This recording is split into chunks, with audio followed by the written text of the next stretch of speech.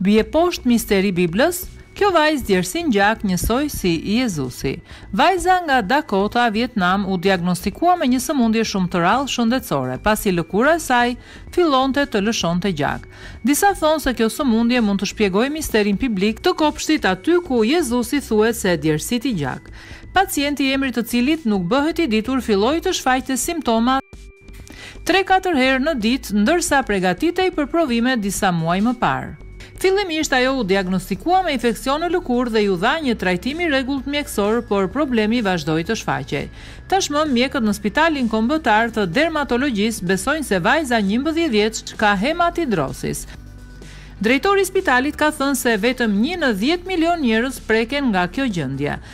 Sipas Biblës, Jezusi djersiti gjak pasi pranoi se do të tradhtohej, duke ju lutur Zotit me fjalët fryma është gati, por mishi është i dobët.